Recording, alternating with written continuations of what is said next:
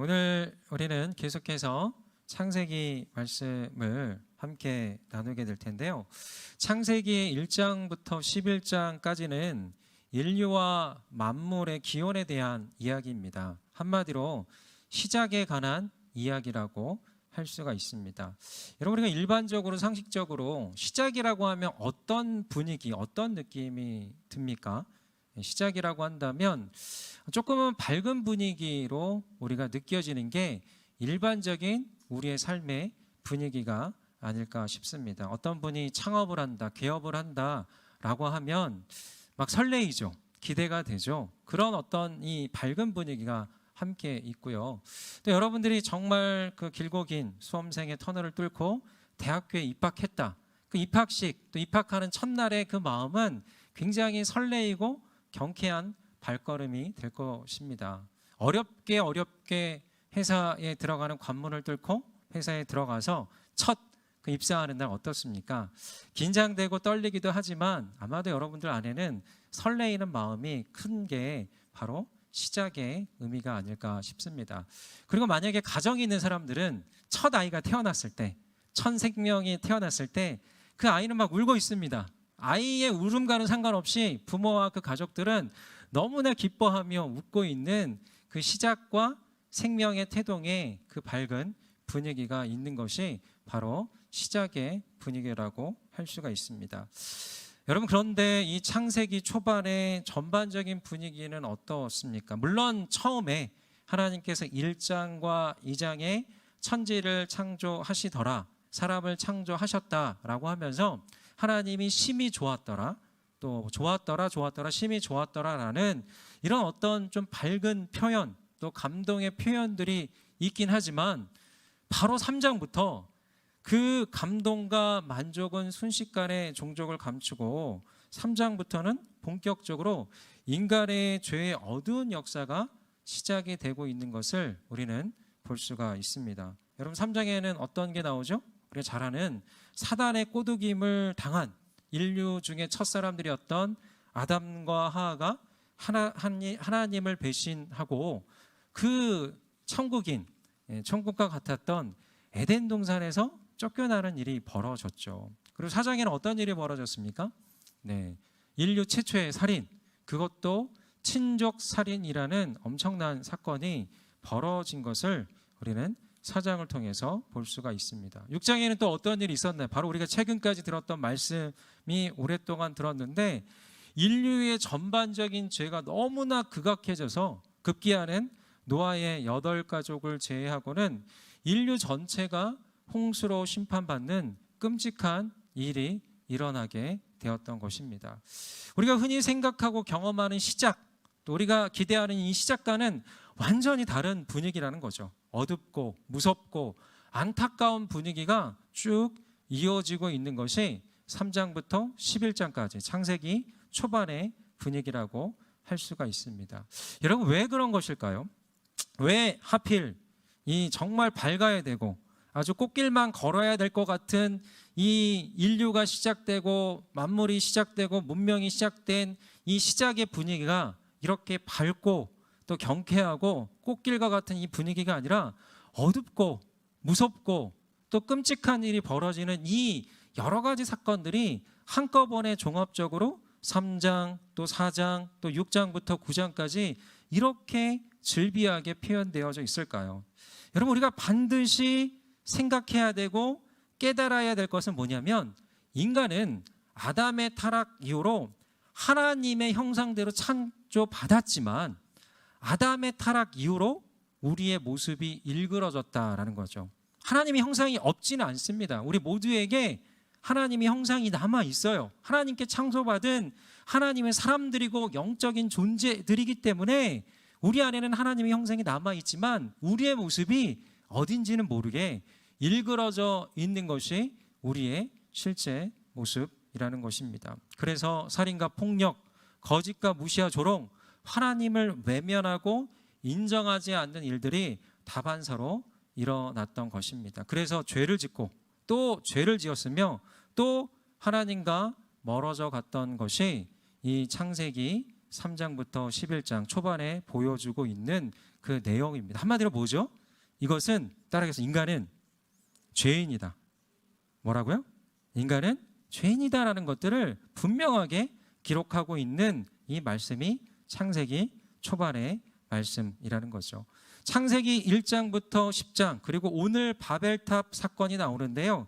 이 11장까지의 핵심적인 내용이 분명하게 성경에서 기록하고 있는 그 메시지, 인간의 그 본성은, 육체적인 본성은 죄인이다라는 것들을 기록하고 있는 내용이라고 할 수가 있습니다.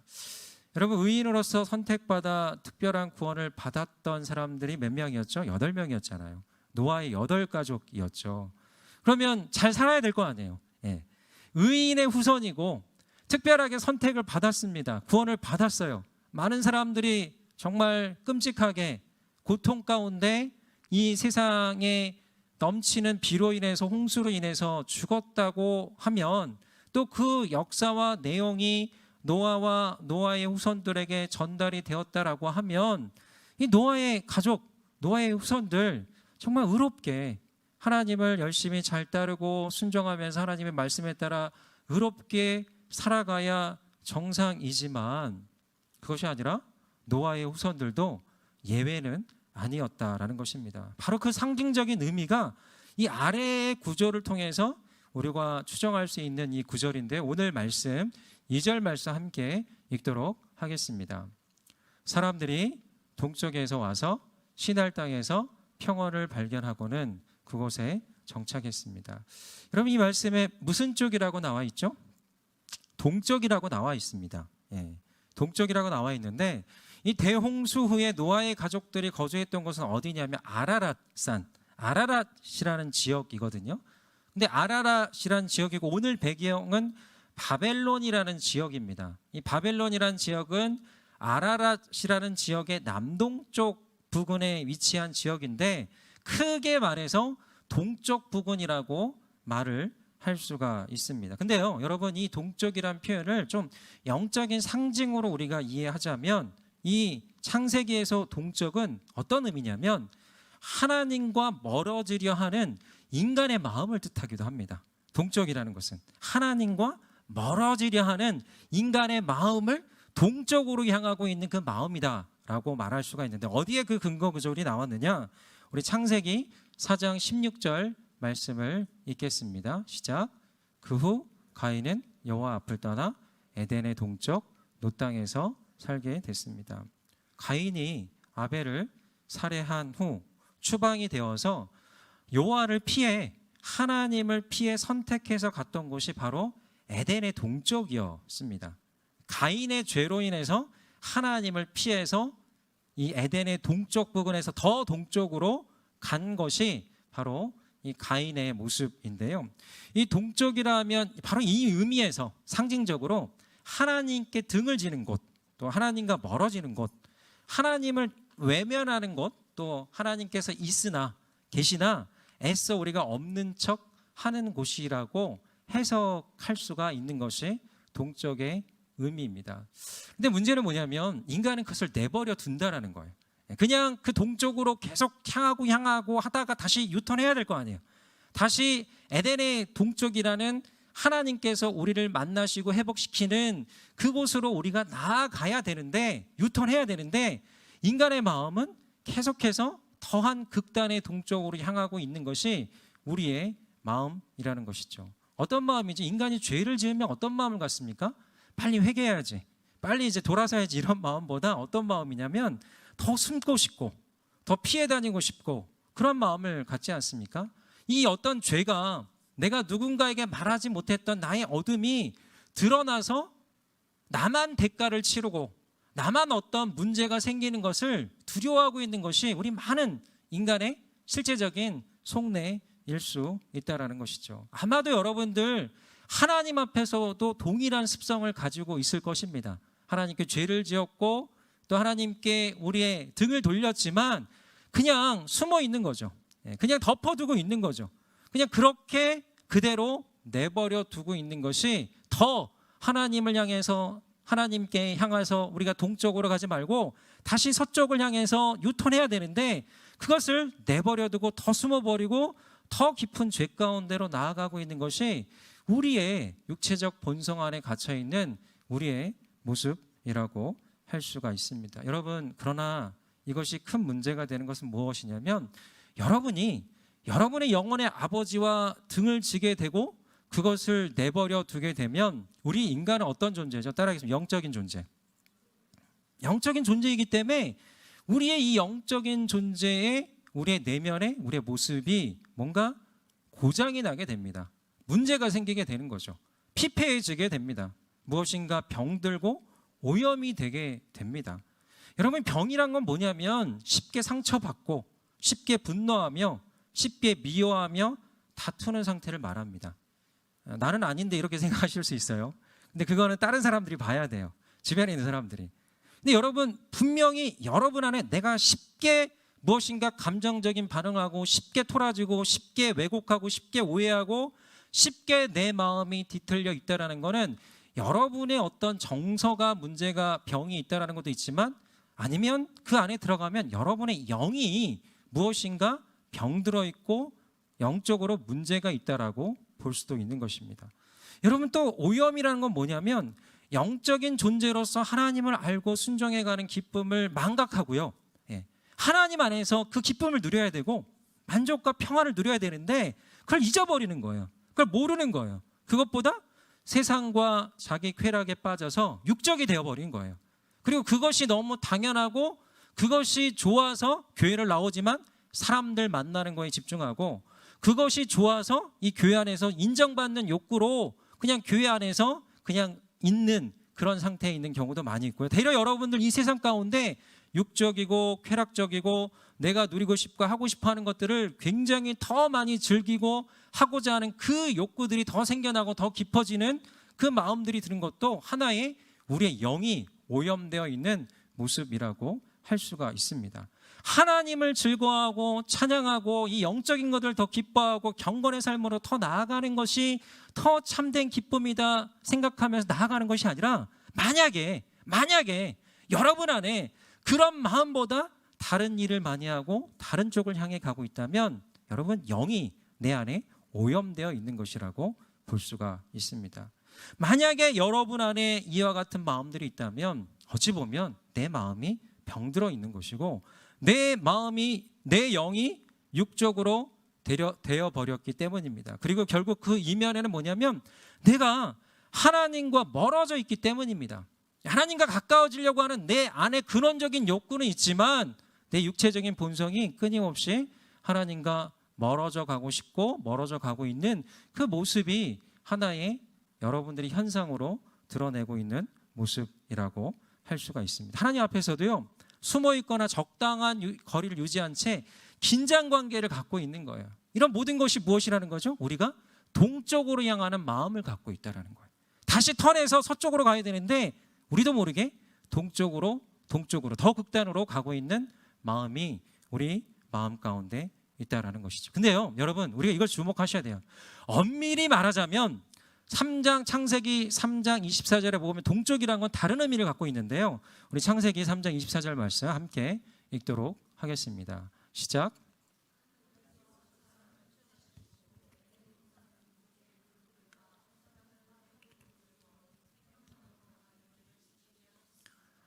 네, 이 말씀을 보면 에덴 동산 동쪽에 뭐가 있다라는 거죠? 생명나무가 있어요. 근데 아담과 하와가 벌을 받고 쫓겨났습니다.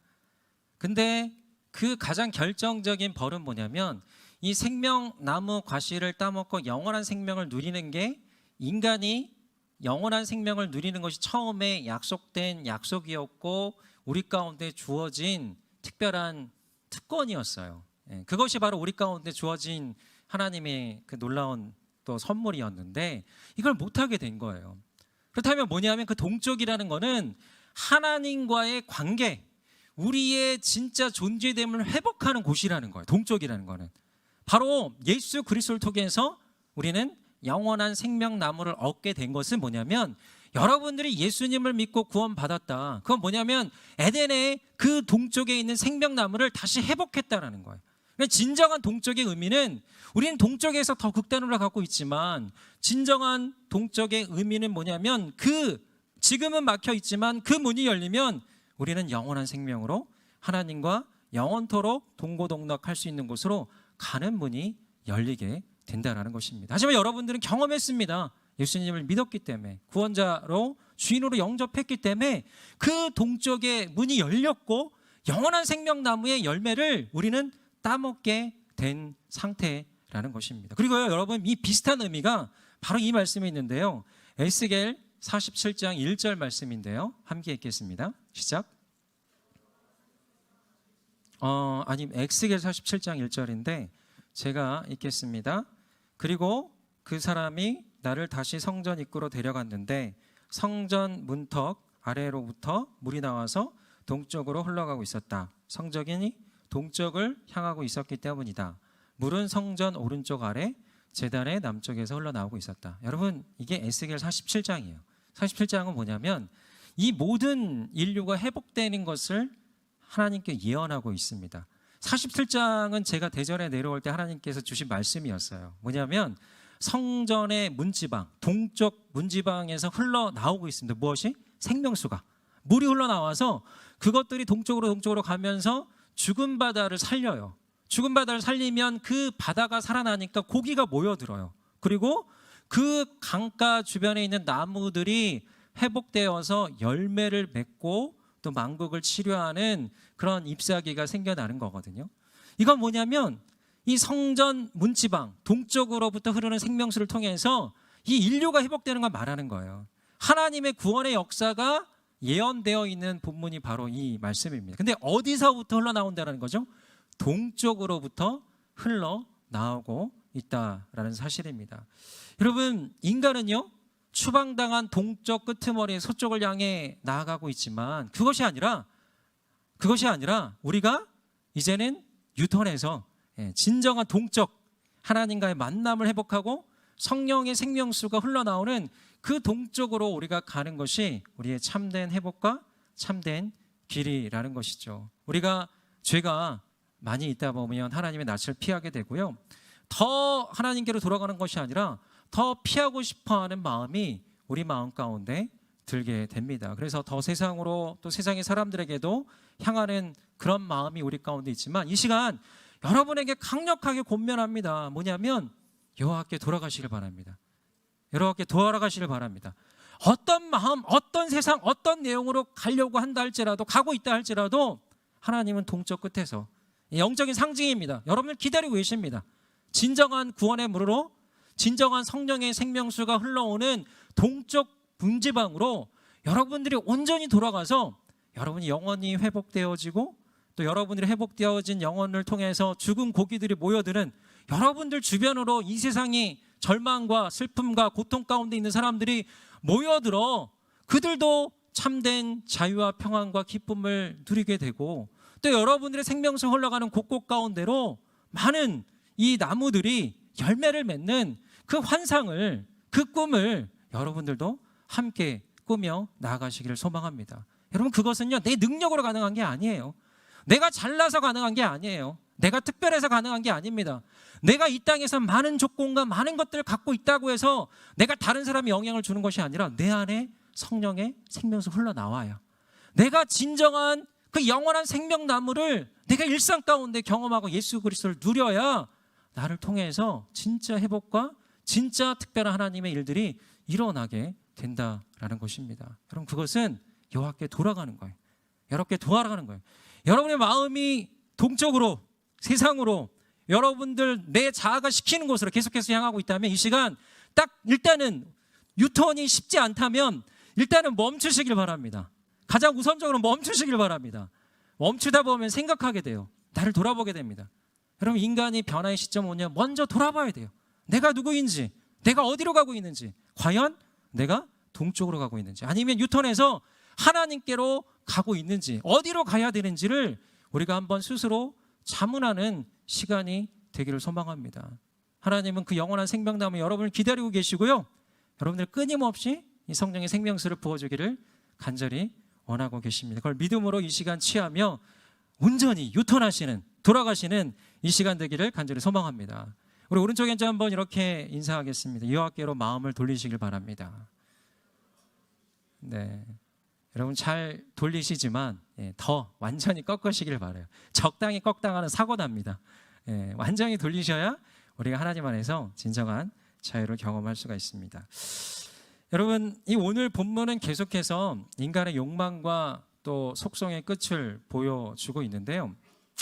노아의 후손들이 신할 땅에 정착하면서 인간의 기술은 극도로 발전하게 되는데요. 그러면서 어떤 죄를 또 모색하게 됩니다. 우리 3절, 4절 말씀 함께 읽겠습니다. 3절, 4절 시작.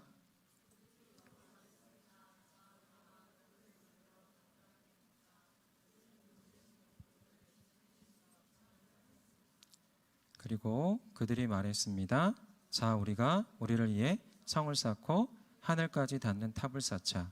우리를 위해 이름을 내고 온 지면에 흩어지지 않게 하자. 인류의 문명은 이제 벽돌을 만들 수 있는 단계에 이르게 되는데요.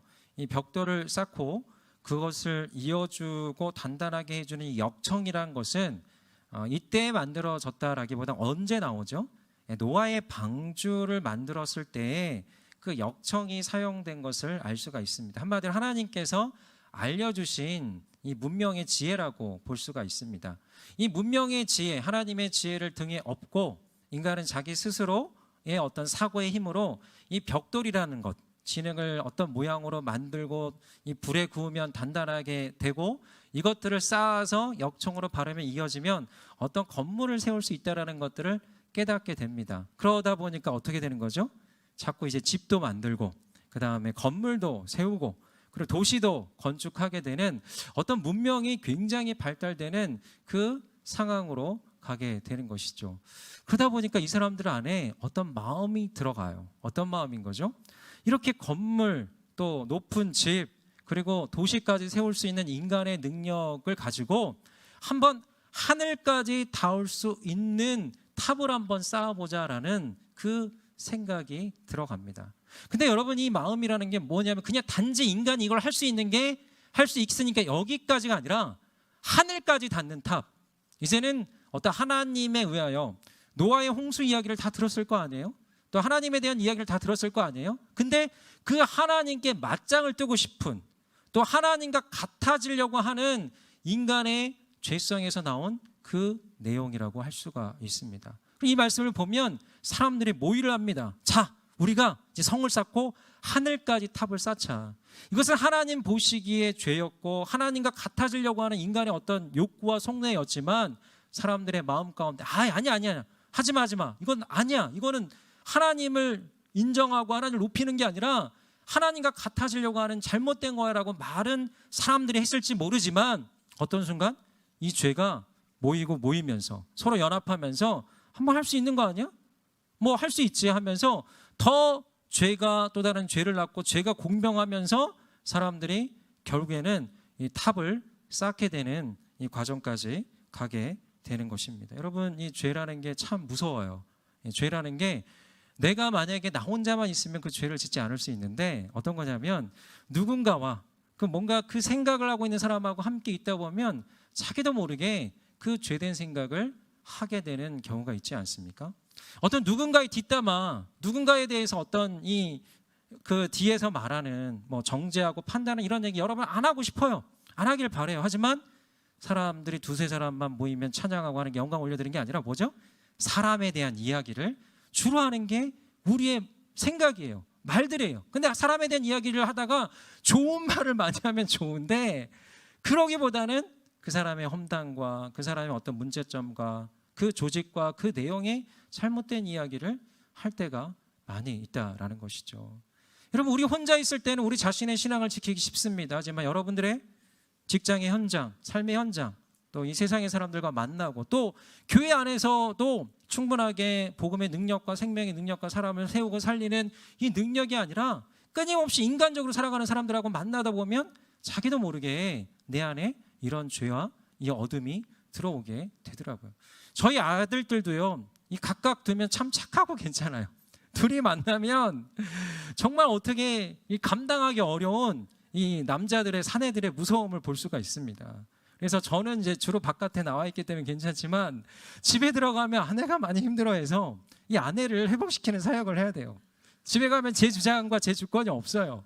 계속 시키는 대로 해야 되고 아내에게 좀 회복과 그 자유의 시간을 줘야 됩니다. 왜냐하면 그 두 아들들이 그 만나서 주는 시너지가 혼자 두면 참 착하고 선한데 만나서 주는 시너지로 인해서 아주 큰 어려움을 겪고 있는 거죠.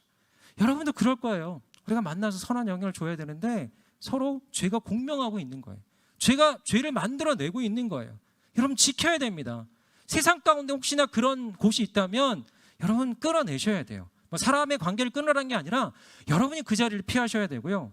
여러분이 그 자리에서 나도 모르게 휩쓸려 다니는 그런 우를 범하지 말으셔야 한다는 거죠. 그리고 어떤 죄와 죄가 만나고 그것들을 모색하는 곳에서 여러분들이 자연스럽게 여러분이 의를 드러내는 사람, 또 진정한 빛을 드러내는 사람, 그럴 수 있는 담대함과 용기와 전문성을 갖출 수 있는 사람으로 여러분들이 자신을 세워 나가셔야 됩니다. 그래야 우리 안에 이 죄를 이길 수 있고 하나님을 진정으로 경외하는 삶을 살아갈 수가 있게 되는 것입니다.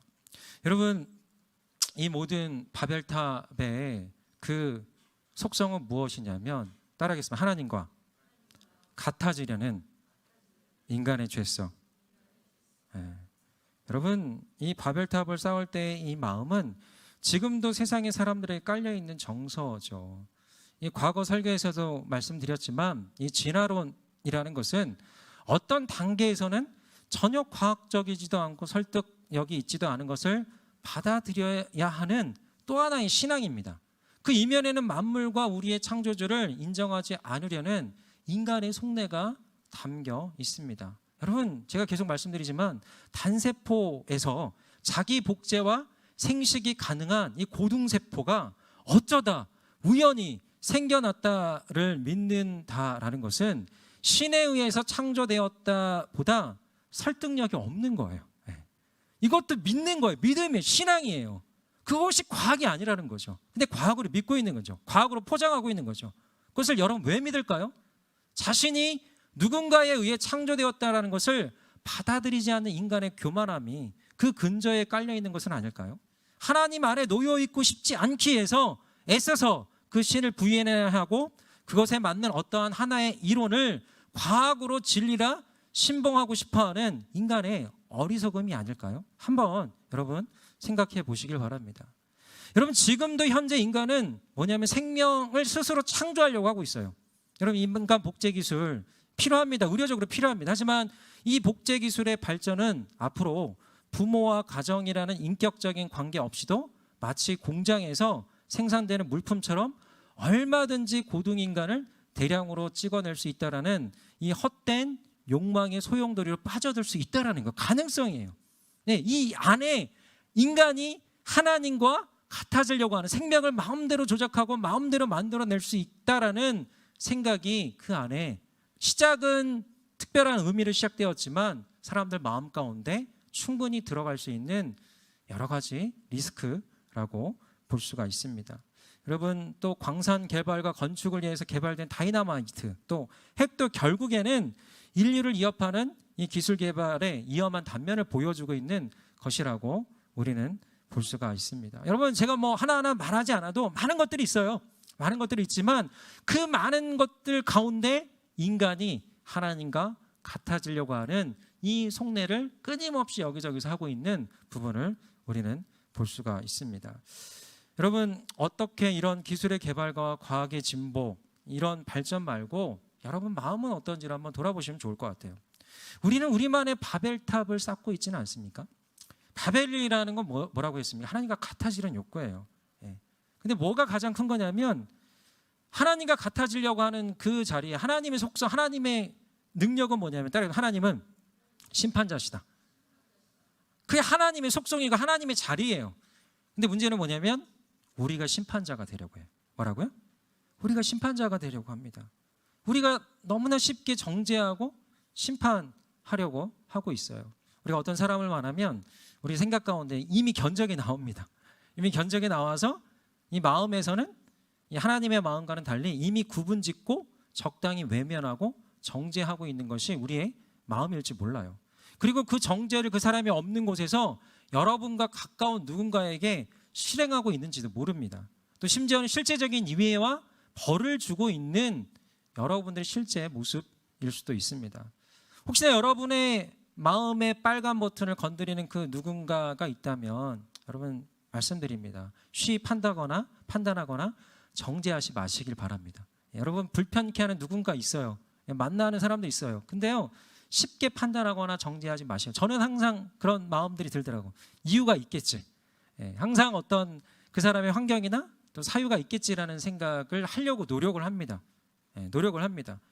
뭐 그도 그런 이유가 있을 것이다. 한 번쯤 먼저 생각해주고 이해해 주시길 바랍니다. 특별히 여러분 직장에서나 또 교회에서 또 여러 어떤 세상에서 또 이 나라에 대해서 우리가 리더에 대해서 우리 한국 사회는 특별히 리더에 대한 불만을 굉장히 많이 가지고 있는 게 전반적인 깔려 있는 정서인 것 같아요. 근데 그래서 더 안정이 안 되는 것 같아요.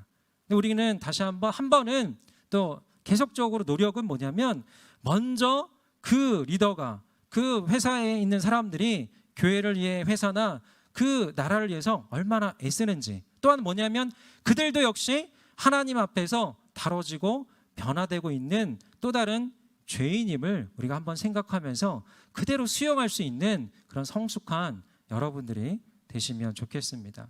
그럼 또한 우리는 무엇이냐면 이 하나님과 같아지려는 이 세상의 풍조를 바라봐야 됩니다. 하나님과 같아지려는 이 욕구가 우리 세상에 있고 사람들의 마음 가운데 있다면 어떤 것이 그러한 것인지를 우리가 분별하면서 그것들을 우리 안에서 걷어내셔야 됩니다. 어떤 것들이 있습니까? 뭐 성공주의, 물질 만능주의, 돈으로 모든 것이 될 수 있다라는 이 생각들이 우리 안에 많이 깔려 있지 않습니까?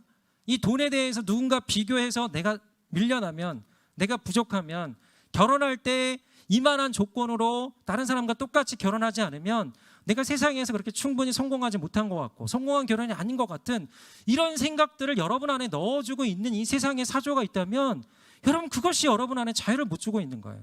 여러분 안에 걷어내야 될 내 안에 또 다른 이 세상의 어떤 흐름, 하나님과 같아지려고 하는 그런 욕구를 우리가 걷어내는 시도라고 할 수가 있습니다. 뭐 과격한 페미니즘, 동성애를 지지하고 수용하려는 이 세상의 풍토 등 이 세상에서 하나님을 가리는 많은 시도들, 또 하나님에 대한 믿음을 약화시키는 이 분위기들, 여러분 이 모든 것들이 결국은 하나님과 같아지려고 하는 사회적 분위기라고 할 수가 있습니다. 그래서 이 많은 것들을 보고 분별하고 제거하시고 온전히 하나님의 것들로 채워나가시는 우리 모든 성도님들 되시기를 바랍니다. 제가 마지막으로 여러분들 드리고자 하는 게 뭐냐면 우리가 하나님과 같아지려고 하는 그 가장 또 큰 근저에 있는 마음은 뭐냐면 우리의 내적 바벨탑은 뭐냐면 내 소유, 내 마음, 내 시간, 내 관계의 주인을 내 거라고 여기는 생각하는 그 마음이 아닐까 싶어요.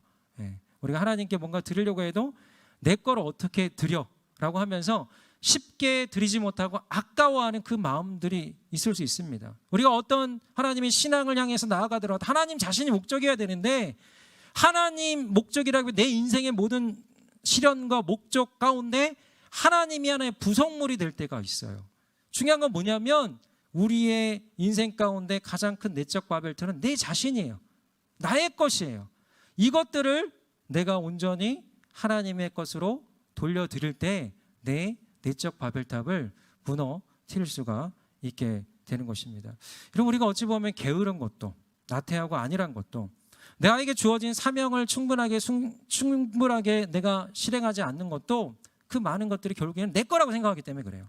하나님께 부름받은 나의 일, 나의 인생의 목적, 방향, 이 많은 것들을 내가 충분히 나아가지 못하고 내가 중간에 멈추고 난 여기까지입니다라고 말하면서 하는 것도 이게 내 거라고, 나의 어떤 시간과 나의 마음과 많은 것들을 내 거라고 여기는 하나님과 같아지려는 나의 근본적인 나의 마음일 수도 있다라는 것이죠. 게으름도요, 나의 시간과 몸, 내가 마음대로 할 수 있지. 여러분 쾌락을 즐기는 것도 내가 나의 어떤 인생의 많은 것들 내가 마음대로 할 수 있는 거 아니야?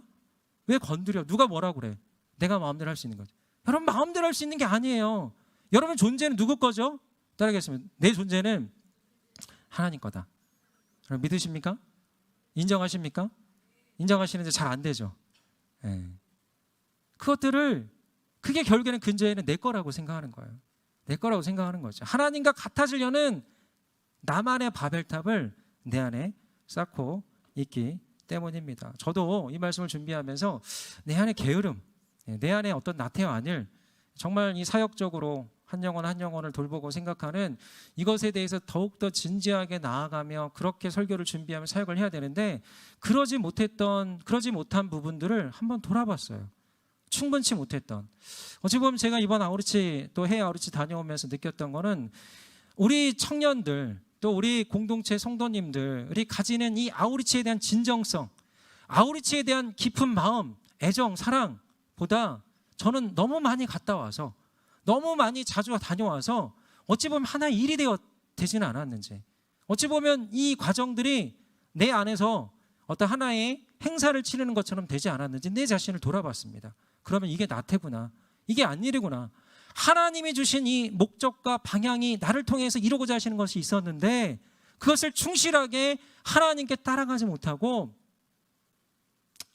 이 나태와 게으름, 내 것이라 생각하면서 했던 나의 모습이 아니었는지를 돌아보는 시간이 되었습니다. 그러면 다시 한번 내 마음을 고쳐먹고 여호와께로 돌리면서 더 진정성 있게 한 영혼 한 영혼 또 각각의 사역들에 대해서 더욱더 마음을 돌리기로 마음을 먹었습니다. 그것이 함부로 굴리고 쓰지 않는 우리 인생의 하나의 중요한 턴이 아닐까 싶습니다. 혹시나 여러분 한번 돌아보시면 좋겠어요. 여러분 안에 마음의 바벨탑이 무엇인지. 여러분 감정을 그대로 쏟아낸다. 내 감정도 내 거예요. 하나님 원하시는 감정이 있는데 사랑과 따스함과 부드러움과 온유의 감정이 있어요. 그것이 우리가 성숙한 사람이 되어야지만 되는 것이 아니라 지금 내가 그 하나님의 말씀과 하나님의 뜻에 내가 순종할 때 내가 훨씬 더 빨리 그 성숙의 단계, 그 영적인 단계에 이룰 수가 있는 거죠. 근데 끊임없이 내 감정은 내 거야, 내가 마음대로 하면 돼, 언젠가는 되겠지, 하지만 지금 나를 내버려둬, 내가 쏟아낼 때 쏟아낼 거야, 나 하고 싶은 거 할 거야 하면서 이렇게 내 시간과 내 감정과 나의 것들로 주장하고 있다면 여러분 그것이 또 다른 여러분 안에 마음의 바벨탑일 수 있다는 거죠. 이 시간 한번 여러분 돌아보셨으면 좋겠습니다. 그 바벨탑을 걷어내시고요, 무너뜨리시고요, 진짜 하나님과 같아지려는 것이 아니라 하나님이 나를 진짜 무엇을 원하시는지, 하나님 내가 무엇을 하기를 바라시는지, 어떤 방향으로 나아가기를 바라시는지, 그리고 내가 정말 하나님과 같아지려는 그 끊임없는 인간적인 욕구가 아니라 정말 하나님을 높이고 인정하는 그 마음으로 평생 동안 살겠다는 그 결단으로 나아가시는 저와 여러분들 되시기를 간절히 소망합니다.